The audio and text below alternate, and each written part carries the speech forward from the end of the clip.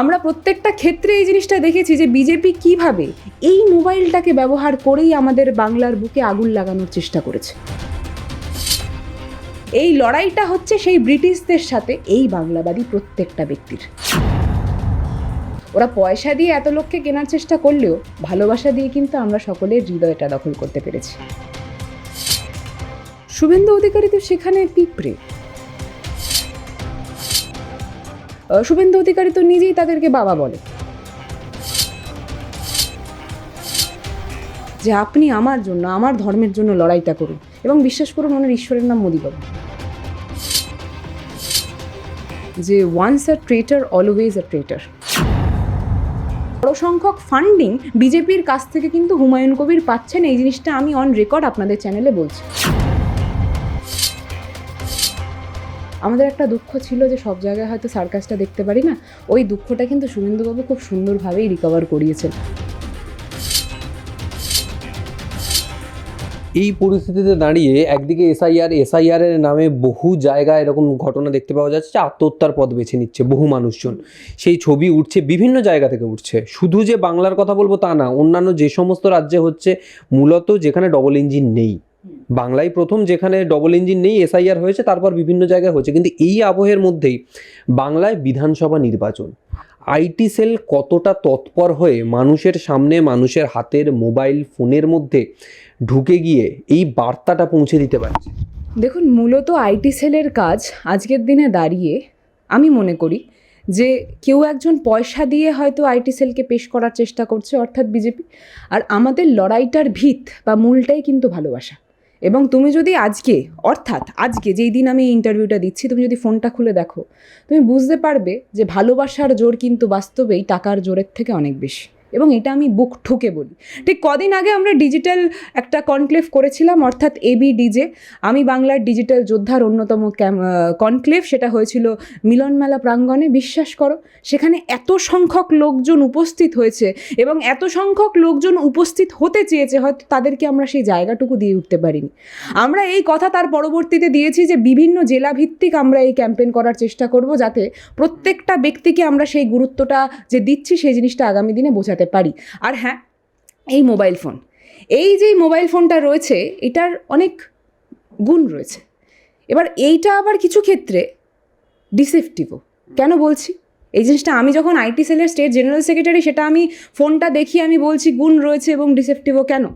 কারণ আমরা প্রত্যেকটা ক্ষেত্রে এই জিনিসটা দেখেছি যে বিজেপি কিভাবে এই মোবাইলটাকে ব্যবহার করেই আমাদের বাংলার বুকে আগুন লাগানোর চেষ্টা করেছে। কেন বলছি কথাটা? কারণ আপনি যদি এই মোবাইলটা ব্যবহার করেন কিছু ফ্যাক্ট চেকের জন্য, আপনি যদি এই মোবাইলটা ব্যবহার করেন আপনার অঞ্চলের কি উন্নয়ন ঘটেছে সেই উন্নয়নের কথা তুলে ধরার জন্য, আপনি যদি এই মোবাইলটা ব্যবহার করেন ওই ব্রিটিশদের বুটচাটা দালালরা যেই নোংরামি করার চেষ্টা করছে এই ফোনটাকে ব্যবহার করে সেটা কাউন্টার করার জন্য, সেটা কিন্তু এই মোবাইলটার গুণ। অর্থাৎ আপনি বাংলার ভালো দিকটা তুলে ধরছেন। কিন্তু যখন আমরা দেখতে পাচ্ছি যে কোনো একটা মিথ্যা ঘটনা খুব সুন্দরভাবে প্রেজেন্ট করার চেষ্টা করছে বিজেপি, এবং সেই জিনিসটা হচ্ছে তাদের মূল অ্যাকাউন্ট থেকে। আমি আবারও বলে দিই, বিজেপির অফিসিয়াল যেই ফেসবুক হোক, টুইটার হোক, যেই পেজগুলো রয়েছে সেখান থেকে বরাবরই মিথ্যাচার করা হয়েছে, এবং সেই মিথ্যাচারগুলো তার পরবর্তীতে ছড়িয়েছে বিজেপির যিনি সুকান্ত মজুমদার রয়েছেন তার প্রোফাইল থেকে, এবং বিজেপির বিভিন্ন নেতাদের প্রোফাইল থেকে সেই জিনিসগুলোই আগামী দিনে শেয়ার করা হয়েছে। এবং অত্যন্ত স্বাভাবিক, জানেন তো, আমি এই কথাটা বরাবরই বলেছি যে বিজেপির আইটি সেলের ভাইটি যখন বাংলায় পা রাখেন, ওনাদের মূলত কাজটাই হচ্ছে মিথ্যাচার করা। ওই ফ্যাক্টরি থেকে যা সব জিনিস বানানো হচ্ছে সেই জিনিসগুলো উনি সাপ্লাই করেন বিভিন্ন বিজেপির নেতা এবং বিজেপির ক্যাডারদের কাছে, তার পরবর্তীতে সেই জিনিসগুলো সার্কুলেট হয়। কিন্তু বাংলা এবং বাঙালিরা প্রত্যেকটা ক্ষেত্রে কিন্তু রুখে দাঁড়িয়েছে। আজকের দিনে দাঁড়িয়ে একটা জিনিস আমাদের সকলের কাছে স্পষ্ট, আমাদের এই বাঙালি জাত কিন্তু অন্যতম জাত ওয়েন ইট কামস টু এই লড়াই, ফ্রিডমের লড়াই। সেই সময় আমাদের বাঙালি জাতের কিন্তু একটা অন্যতম জায়গা আছে, এটা আমরা প্রত্যেকে জানি এবং মানি। আজকের দিনে দাঁড়িয়ে ওই বিদেশি পাখিরা যখন বাংলার বুকে পা রাখেন, উনি এসে বিভিন্ন মনীষীদের নামগুলো বিকৃতভাবে পেশ করেন। আমার মনে হচ্ছে জিনিসটা যেন একটা অভ্যাসে পরিণত হয়ে গেছে ওনাদের।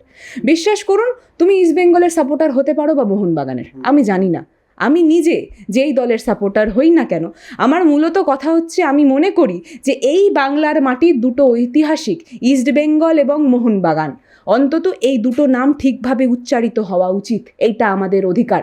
কিন্তু সেই জিনিসটাও কিন্তু আমরা দেখি না। আমরা দেখতে পাই যে ইস্ট বেঙ্গল এবং মোহন বেঙ্গল বলা হচ্ছে, এবং এর পরবর্তীতে যদি তারা মনে করে যে বাঙালিরা প্রতিবাদ করবে না, তাহলে আমি মনে করি যে আপনারা বাঙালি জাতকে ঠিকমতো বুঝতে পারেননি, চিনতে পারেননি মশাই। এই বাঙালি জাত প্রতিবাদ করেছে, এই বাঙালি জাত আগামী দিনেও প্রতিবাদ করবে, এবং মূলত এই লড়াই মোদিবাবু বা দিদির সাথে নয়, দিদি এবং মোদির নয়। এবং এই কথাটা আমার বলার কারণটা হচ্ছে এখানে এই লড়াইটা হচ্ছে সেই ব্রিটিশদের সাথে এই বাংলাবাদী প্রত্যেকটা ব্যক্তির। কারণ মমতা বন্দ্যোপাধ্যায় বাংলাকে রিপ্রেজেন্ট করে আজকে দিল্লিতে গেছে, আমাদের কাছে এই জিনিসটা স্পষ্ট। এবং ওই ব্রিটিশ আবার কি করছে, ওই ব্রিটিশ চেষ্টা করছে প্রত্যেকটা বাঙালিকে হেনস্থা করার, ওরা চেষ্টা করছে বাংলা দখলের। এই লড়াই আমরা লাস্ট কবে দেখেছিলাম? এই লাস্ট লড়াই আমরা দেখেছিলাম যখন ব্রিটিশ দখল করতে চেয়েছিল আমাদের বাংলাকে। আমরা সেই লড়াই দেখেছি, সেই লড়াই আমরা আবারও দেখছি। এখন বাংলার প্রতিনিধি হিসাবে মমতা বন্দ্যোপাধ্যায় এগিয়ে আছেন, মমতা বন্দ্যোপাধ্যায় নেতৃত্ব দিচ্ছেন, এবং ওনার নেতৃত্ব অনুসারে আমরা প্রত্যেকে আমাদের ক্ষুদ্র ভূমিকা কিন্তু পালন করছি ওনাদের পিছনে হেঁটে। এবং এই জিনিসটা আগামী দিনেও হবে। 2026-এর ইলেকশনের স্পষ্ট উত্তর আইটি সেলের প্রত্যেকটা ব্যক্তি এই সব নোংরামি কাউন্টার করে দেবে। আর হ্যাঁ, এই সব আইটি সেলের যারা ব্যক্তিরা রয়েছে, বিশ্বাস করুন তাদেরকে টাকা পয়সা দেওয়ার ক্ষমতা আমাদের নেই, কিন্তু আমরা সহযোদ্ধার জায়গা দিয়েছি এবং অনেক অনেক ভালোবাসা দিয়েছি, এবং মনে করি যে ওই টাকা পয়সার থেকে অনেক গুরুত্বপূর্ণ এই সহযোদ্ধার জায়গা এবং ভালোবাসা। বরাবরই তারা আমাদেরকে একটা কথা বলেছিল যে আমাদের সম্মানটা চাই, সেই সম্মান আমাদেরকে অভিষেকদা এবং মমতাদি খুব সুন্দরভাবেই মাথার মুকুটে গেঁথে দিয়েছেন, মুকুট অনুসারে আমাদের সকলের মাথায় পরিয়ে দিয়েছেন। তাই এই যুদ্ধে 2026-এর ইলেকশনে একজন আইটির প্রতিনিধি হয়ে, একজন সোশ্যাল মিডিয়ার প্রতিনিধি হয়ে, আমার উত্থান তো সোশ্যাল মিডিয়া থেকেই, আমি সেখান থেকে বলতে পারি, শুধুমাত্র আমি নই। এবার হুঙ্কার সোশ্যাল মিডিয়ার প্রত্যেকটা কর্মী, প্রত্যেকটা পুচকে যারা সবে হয়তো কলেজে যুক্ত হয়েছে বা এখনও স্কুলে পড়ছে, তারাও কিন্তু লড়াই করছে সমানভাবে। যারা একদম সিনিয়র, যারা লেখাতে পটু, তারাও লিখছেন, প্রত্যেকে কিন্তু কণ্ঠ ছাড়ছেন। আমরা ভিডিও বানাচ্ছি এবং তুমি যদি লক্ষ্য করে দেখো সেই সংখ্যাটা অনেক বৃদ্ধি পেয়েছে। মানে অর্থাৎ ওরা পয়সা দিয়ে এত লোককে কেনার চেষ্টা করলেও ভালোবাসা দিয়ে কিন্তু আমরা সকলের হৃদয়টা দখল করতে পেরেছি। দিল্লিতে মমতা বন্দ্যোপাধ্যায়, অভিষেক বন্দ্যোপাধ্যায় রয়েছেন, নরেন্দ্র মোদী বা অমিত শাহ জ্ঞানেশ কুমারের সাথে টক্কর দিচ্ছেন, কিন্তু বাংলায় শুভেন্দু অধিকারীর সাথে এই বিধানসভা নির্বাচনে টক্করটা ঠিক কীরকম হবে? শুভেন্দু অধিকারী তো সেখানে পিঁপড়ে। মানে তুমি যাদের কথাটা বললে, যদি আমরা তাদের সাথে লড়াই করে নিতে পারি, শুভেন্দু অধিকারী তো নিজেই তাদেরকে বাবা বলে। মানে বাবাকে যদি আমি যুদ্ধে হারিয়ে দিই, তাহলে ওই পিঁপড়ে অর্থাৎ তার সন্তান কোথায় কোথায় একটু গলা চিৎকার করে কথা বললো, সেই জিনিসটা নিয়ে আমাদের কি বদাঢ হওয়ার কথা? এটা তুমি একটু ভেবে দেখো তো, সর্বপ্রথম। এবং দ্বিতীয়ত, শুভেন্দুবাবু নিজেও বুঝে গেছেন যে বাংলায় অন্তত বিজেপি নিজের খুঁটি কোনোভাবেই কিন্তু গাড়তে পারবে না। এই জিনিসটা শুভেন্দুবাবু খুব ভালো করে জানে। হ্যাঁ, এবার তুমি যদি মাইকটা ধরে প্রশ্ন করো, স্বাভাবিকভাবে এটার উত্তর দেবে না, কারণ উনি যে টাকাটা পায় চাকরি স্বরূপ, উনি তো ওখানে চাকরি করছেন। কারণ ওনার মূলত কাজটা হচ্ছে এইটাই যে বাংলার মধ্যে বিভেদ লাগানো, বিভেদ সৃষ্টি করা, দ্বন্দ্ব লাগানো।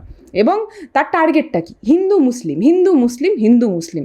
বরাবরই আমি দেখে এসেছি যে মোদিবাবু যখন, ক্ষমা করবেন, মোদিবাবুর সন্তান অর্থাৎ শুভেন্দুবাবু যখন মুখ খোলেন, ওনার মুখ থেকে দুটো ধর্মের কথা উঠে আসে। একটা হচ্ছে উনি যেই ধর্মের প্রতিনিধি, অর্থাৎ যেই ধর্মের নাকি স্বয়ং ঈশ্বর ওনার মাথার উপর হাতটা রেখে বলেছেন যে আপনি আমার জন্য, আমার ধর্মের জন্য লড়াইটা করুন। এবং বিশ্বাস করুন, ওনার ঈশ্বরের নাম মোদিবাবু। কারণ মোদিবাবু তো আগেই ডিক্লেয়ার করে দিয়েছেন যে উনি বায়োলজিক্যালি জন্মগ্রহণ করেননি, উনি স্বয়ং ঈশ্বর।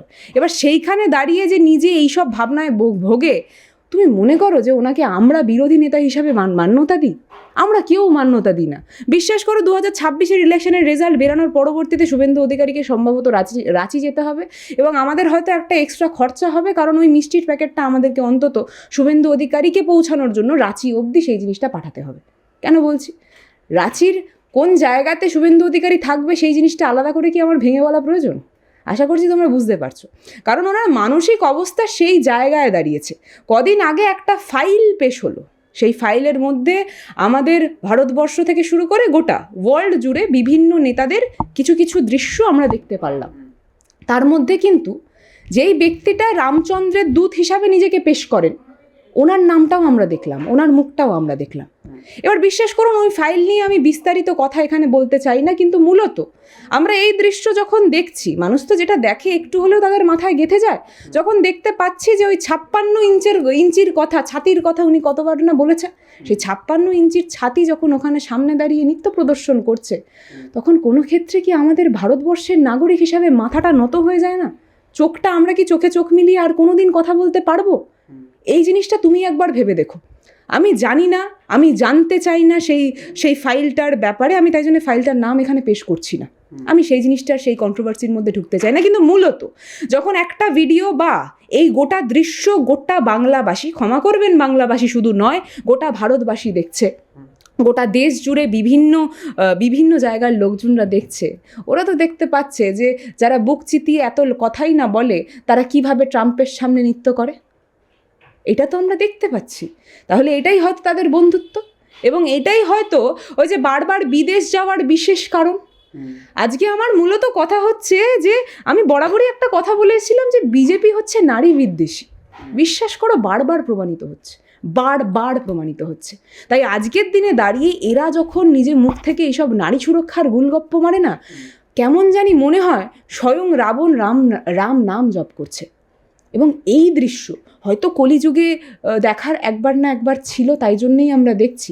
কিন্তু আমি মনে করি এই কোনো বাংলাভাষী এই জিনিসটা কিন্তু গ্রহণ করবে না। আমার মূলত কথা হচ্ছে যে প্রত্যেকটা বাংলাভাষীর যেই মেন টার্গেট, সেটা কিন্তু একটাই, সেটা হচ্ছে আমার বাংলা যাতে ভালো থাকে। এবং তাই জন্যে বাংলাকে ভালো রাখার জন্য যেই বিদেশি পাখিদেরকে আমাদের বাংলা থেকে দূরে সরিয়ে রাখতে হবে, এই প্রত্যেকটা বাঙালি এবং প্রত্যেকটা বাংলাভাষী দায়িত্ব সহকারে সেই কাজটা করবে। এইটুকুনি তুমি নিশ্চিত হতে পারো।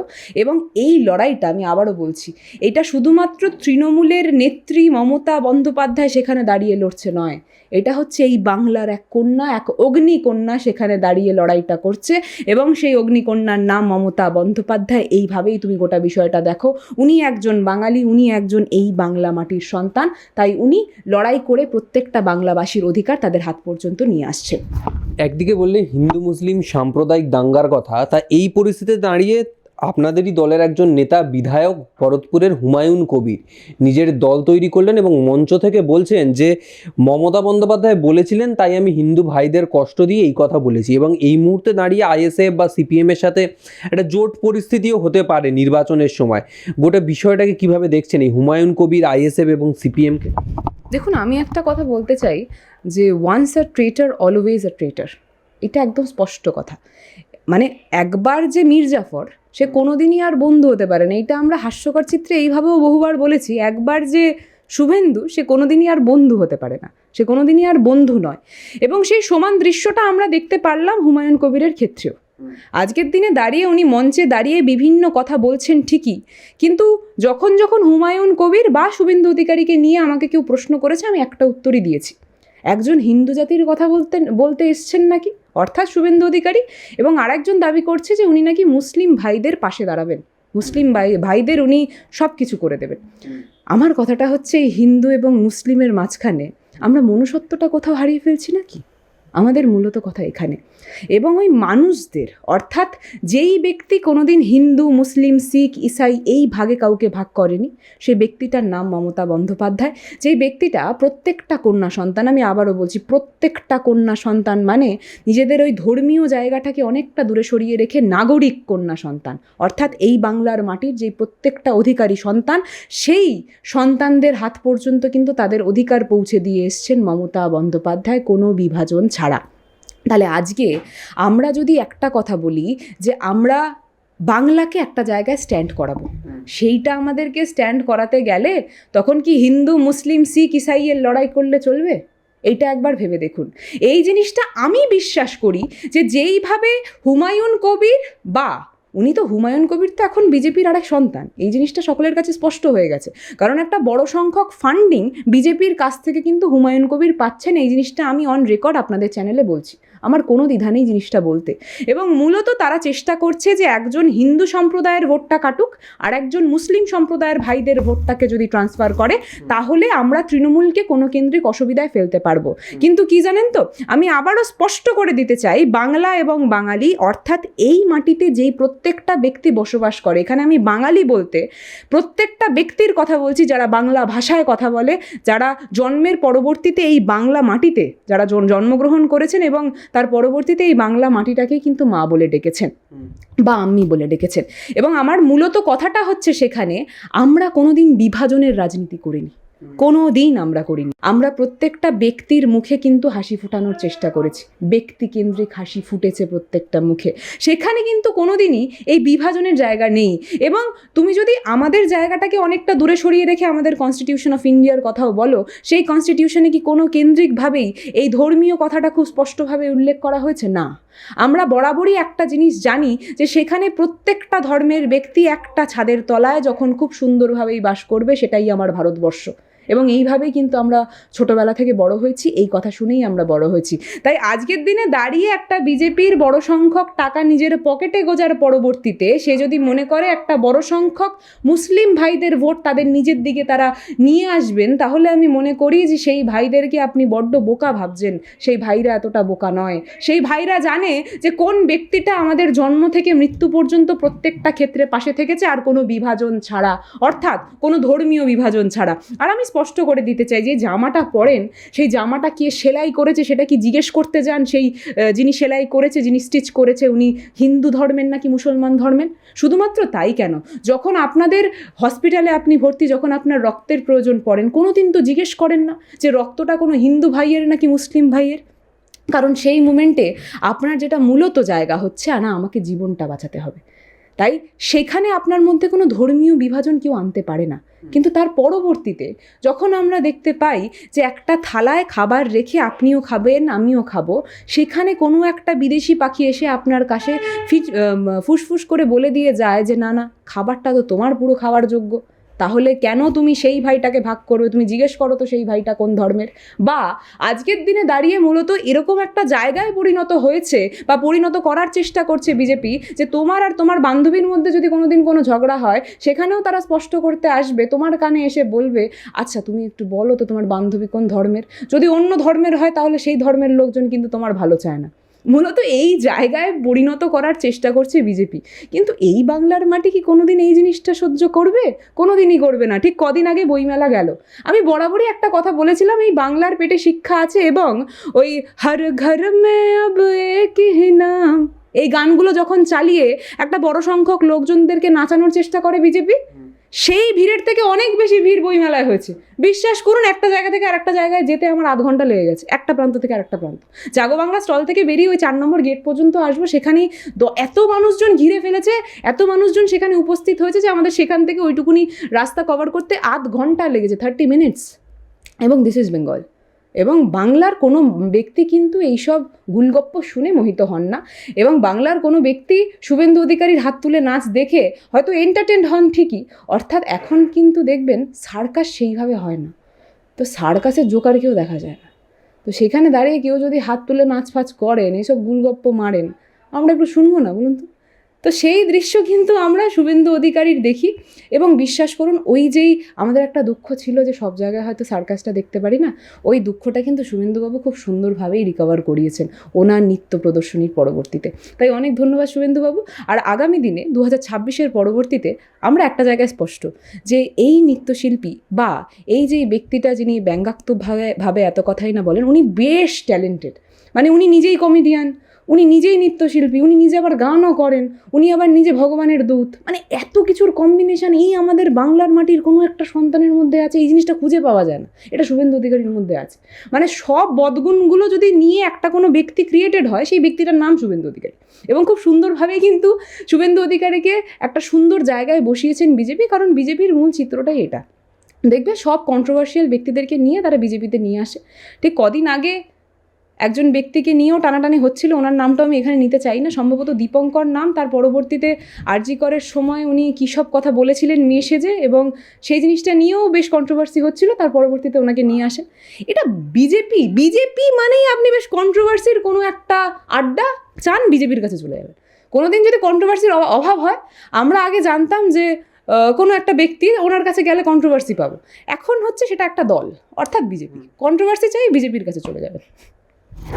এই পরিস্থিতির মধ্যেই কিন্তু রাজনৈতিক আবহ, একদিকে কন্ট্রোভার্সি, একদিকে এসআইআর, একদিকে বাঙালির অধিকার রক্ষার লড়াই। আর এই পরিস্থিতিতেই বাংলায় বিধানসভা নির্বাচন, 26-এর বিধানসভা নির্বাচন। কোন রাজনৈতিক দলের ভোট ব্যাংক কতটা প্রভাব পড়বে, কতটা সমৃদ্ধ হবেন তারা ভোট ব্যাংকে, এখন নজর সেদিকেই। ভিডিওটা যদি ভালো লাগে অবশ্যই লাইক, কমেন্ট এবং চ্যানেলটি সাবস্ক্রাইব করবেন। আগামী সময় রাজনৈতিক বিষয়ে আর কোন কোন ভিডিও দেখতে চাইছেন অবশ্যই জানাবেন। আজকের মতো বিদায় নিচ্ছি। ক্যামেরায় বিনয়ের সঙ্গে রিক, আর প্লাস নিউজ, কলকাতা।